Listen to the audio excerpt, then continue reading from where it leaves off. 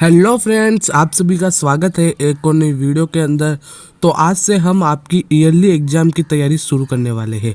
तो सबसे पहले आपको ये पता होना चाहिए कि आपके ईयरली एग्ज़ाम के अंदर कौन कौन से चैप्टर आएंगे, कौन सी बुक कितने नंबर की रहेगी, क्या आपके एग्ज़ाम पैटर्न रहेगा। सारी जानकारी हम आपको इस वीडियो में देंगे।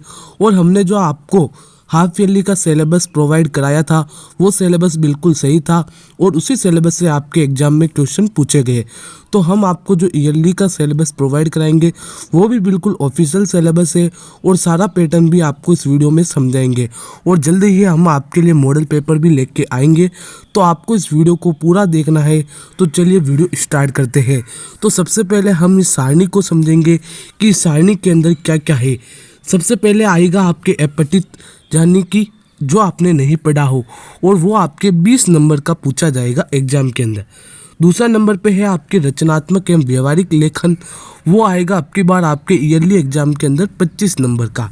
जो आपकी पाठ्य पुस्तक आरोह है वो अब की बार आपके 40 नंबर की आएगी। सबसे ज़्यादा वेटेज है वो अब की बार आपकी आरोह बुक का है। और जो आपकी पूरक पुस्तक है वितान, वो अब की बार आपके 15 नंबर की आएगी। तो इससे यह पता चल गया आपको कि कौन सी बुक कितने नंबर की आएगी और किस तरीके से क्या क्या चीज़ें रहेगी, ये आपने जान लिया। फिर हम आगे बढ़ेंगे और समझेंगे कि अपठित के अंदर क्या क्या आएगा, व्यवहारिक लेखन के अंदर क्या क्या आएगा, आरोह के अंदर क्या क्या आएगा, वितान के अंदर क्या क्या आएगा। सारी बातें हम आपको समझाएंगे। सबसे पहले है अपठित। अपठित का अर्थ होता है जो आपने नहीं पढ़ा हो। तो जो आपने नहीं पढ़ा हो उसके अंदर आपको सबसे पहले क्या पूछेगा, काव्यांश। 18 से 20 पंक्तियाँ काव्यांश पर आधारित अर्थग्रहण, सौंदर्य बोध और काव्य रीति पर 5 लघुत्रात्मक प्रश्न। इसका मतलब ये है कि काव्यांश क्या चीज़ होती है, काव्य का अंश। ये आपको पता होना चाहिए। आपके हाफ ईयरली एग्जाम के अंदर भी काव्यांश पूछा गया है। वो आपके कम से कम एक काव्यांश आएगा 18 से 20 पंक्तियों का। और इस काव्यांश पर बेस्ड आपको 5 लघुत्रात्मक प्रश्न एग्जाम के अंदर पूछे जाएंगे और वो 5 प्रश्न आपके 10 नंबर के होंगे। ये आपको चीज़ क्लियर है। और अपठित काव्यांश और गद्यांश को कैसे सॉल्व करते हैं इस पर भी हम एक जल्दी ही वीडियो लेकर आने वाले हैं। दूसरा है गद्यांश। गद्यांश क्या होता है, गद्य का अंश है। आपको कोई भी गद्य का अंश दे देगा जो आपने नहीं पढ़ा हो, वो क्या होगा, 200 से 225 शब्द का आपके कम से कम गद्यांश आएगा। और आपको क्या क्या पूछेगा, गद्यांश पर आधारित बोध, पद व्याख्या, प्रयोग, रचनांतरण, शीर्षक आदि पर 5 लघुत्रात्मक प्रश्न। इसका मतलब ये है कि आपको 5 लघुत्रात्मक प्रश्न पूछेगा, इन सभी पर बेस्ट होगा और वो आपके 10 नंबर का रहेगा। तो आपको ये ध्यान रखना है कि जो आपका अपठित गद्यांश और काव्यांश है वो ही आपके सिर्फ एग्जाम में 20 नंबर के आएंगे। इन 2 टॉपिक्स की सहायता से आप एग्जाम में 20 नंबर ला सकते हैं। और अपठित काव्यांश और गद्यांश पर मैं एक जल्दी ही वीडियो लेकर आने वाला हूँ। इस वीडियो की सहायता से आप अपठित काव्यांश और गद्यांश को सॉल्व करना आसानी से सीख जाएंगे। यह आपका सबसे पहला पॉइंट हो गया। अब हम आगे बढ़ेंगे। दूसरा पॉइंट है आपके रचनात्मक तथा व्यवहारिक लेखन। इसके अंदर आपको एग्जाम के अंदर क्या क्या पूछा जाएगा, आपको ध्यान से देखना है। सबसे पहला है निबंध। आधुनिक विषय पर विकल्प सहित आपको एक निबंध लिखना होगा जो हमारा मॉडर्न टॉपिक होगा, जो आधुनिक टॉपिक होगा उस पर आपको विकल्प होंगे। मतलब 3-4 निबंध दे देगा आपको। जो निबंध आपको अच्छे से आता है आप उस पर लिख सकते हो। और जो निबंध होगा वो आपके एग्जाम में 10 नंबर का पूछेगा। और जो आपकी निबंध होता है उसकी शब्द सीमा आपको पता होनी चाहिए।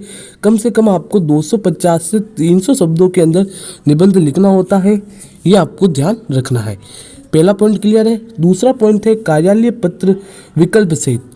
पत्र होता है उसी तरीके से आपके कार्यालय पत्र आएगा, वो भी विकल्प होगा। 3-4 आपके 2 ही कार्यालय पत्र होंगे। जो आपको अच्छे से आता है कार्यालय पत्र आप उस पर लिख सकते हो और वो आपको 5 नंबर का पूछेगा। और जो कार्यालय पत्र कैसे लिखते हैं इस पर भी हम एक जल्दी ही वीडियो लेकर आएंगे आपके लिए। तीसरा पॉइंट है प्रिंट माध्यम के फीचर, समाचार और संपादकीय। तो ये आपको 5 नंबर का पूछेगा। और ये क्या होता है, फीचर, समाचार, संपादकीय, आगे आने वाली वीडियोज में हम आपको सब डिटेल से समझाएंगे और बताएंगे। चौथा पॉइंट है आपके प्रतिवेदन या फिर आलेख। ये आपके एग्जाम में 5 नंबर का पूछा जाएगा। तो आपको ये ध्यान रखना है कि कुल मिलाकर के आपके 25 नंबर की रचनात्मक और व्यवहारिक लेखन आएगा। और कैसे कैसे आपकी क्वेश्चंस बनेंगे, किस तरह से आपको उनको सॉल्व करना है, सारी बातें हम आपको आगे आने वाली वीडियोस के अंदर बताते रहेंगे। तो चलिए आगे बढ़ते हैं। फिर तीसरा पॉइंट है आपके आरोह है। तो आरोह के अंदर आपको क्या क्या ध्यान रखना है, आपका जो काव्य भाग होता है वो 20 अंक का होगा और गद्य भाग भी आपके 20 नंबर का होगा। जो आपकी हिंदी की बुक है आरोह है वो 2 भागों में बटी हुई है, एक है गद्य खंड, एक है पद्य खंड। जो गद्य खंड है वो भी आपके 20 नंबर का आएगा और जो आपका पद्य खंड है वो भी आपके 20 नंबर का आएगा। तो सबसे पहले हम देखते हैं कि आपके काव्य खंड के अंदर क्या क्या आएगा। सबसे पहला है 2 काव्यांशों में से किसी एक पर अर्थ ग्रहण के 4 प्रश्न और वो आपके 8 नंबर का पूछेगा। इसका मतलब ये है कि आपको कोई 2 काव्यांश देंगे और उस पर बेस्ड आपको 4 क्वेश्चंस पूछेगा और वो क्वेश्चंस आपके 2-2 नंबर के होंगे और कुल मिला के 8 नंबर रहेगा। दूसरा पॉइंट है 2 में से एक काव्यांश के सौंदर्य बोध पर प्रश्न। इसका मतलब यह है कि आपको 2 काव्यांश देगा, इसमें से आपको एक काव्यांश पर सौंदर्य बोध से संबंधित आपको 2 प्रश्न पूछेगा, वो 3-3 नंबर के होंगे और कुल मिला के आपके 6 नंबर का रहेगा। तीसरा है कविता की विषय वस्तु पर आधारित 3 लघुत्रात्मक प्रश्न। ये बहुत सिंपल है कि आपकी जो चैप्टर से उस पर बेस्ड आपको 3 लघुत्रात्मक प्रश्न मिलेंगे 2-2 नंबर के और वो आपके रहेंगे 6 नंबर का। तो इस तरीके से जो आपका काव्य भाग है वो आपके 20 नंबर का रहेगा और काव्य भाग के क्वेश्चंस को आपको कैसे सॉल्व करना है वो भी हम आगे आने वाली वीडियोज़ में आपको डिटेल से समझाएंगे। अब हम बढ़ते हैं गद्य भाग की। गद्य भाग के अंदर आपकी क्या क्या होगा। सबसे पहला है 2 में से एक गद्यांश पर आधारित अर्थग्रहण संबंधित 4 प्रश्न। ये बहुत ही सिंपल है कि आपको 2 में से किसी एक गद्यांश पर कुछ क्वेश्चंस पूछेगा, वो आपके 2-2 नंबर के रहेंगे और ये 8 नंबर का रहेगा। ये बहुत ही सिंपल होता है। ये कैसे होता है इस पर भी हम एक वीडियो लेके आ जाएंगे।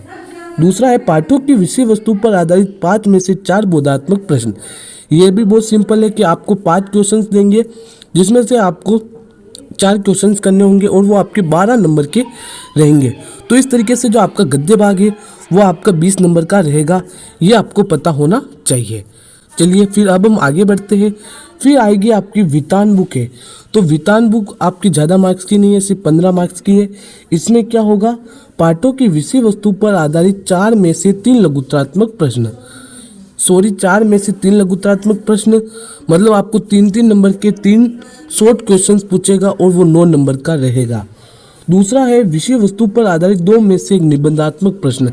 यह सबसे इंपॉर्टेंट है कि आपके जो हिंदी में निबंधात्मक प्रश्न बनेंगे वो आपकी वितान बुक से ही बनेंगे और वो आपके अब की बार एग्जाम के अंदर 6 मार्क्स का रहेगा।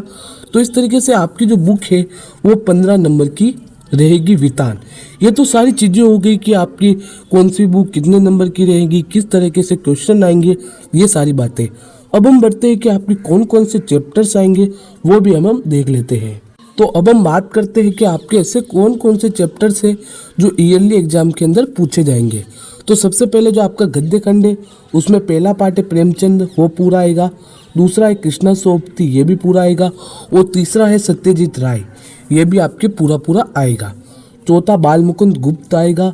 7वां मनु भंडारी, 8वां कृष्णचंद्र और 9वां जवाहरलाल नेहरू, ये आपके गद्य खंड में से चैप्टर्स आएंगे। और जो पद्य खंड है उसमें से कबीर, मीरा, रामनरेश त्रिपाठी, सुमित्रा नंदन पंत, भवानी प्रसाद मिश्र, दुष्यंत कुमार और अवतार सिंह पास, ये आपके आएंगे। फिर जो आपकी पूरक पुस्तक वितान, उसके अंदर से आपके सबसे पहला भारतीय गायिकाओं में बेजोड़ लता मंगेशकर, दूसरा राजस्थान की रजत बूंदें और चौथा भारतीय कलाएं, ये चैप्टर्स आपके एग्जाम के अंदर आएंगे। और किस तरीके से क्वेश्चंस बनेंगे इसके बारे में हम बात कर चुके हैं। तो इस तरीके से अब की बार आपके हिंदी का पेपर आएगा और हिंदी का क्या मॉडल पेपर रहेगा इस पर भी हम एक वीडियो लेकर जल्दी ही आएंगे। तो आपके कोई डाउट हो तो मुझे कमेंट बॉक्स में लिखकर जरूर बताएं और ये वीडियो पसंद आई है तो इस वीडियो को लाइक शेयर एंड चैनल को सब्सक्राइब जरूर करें।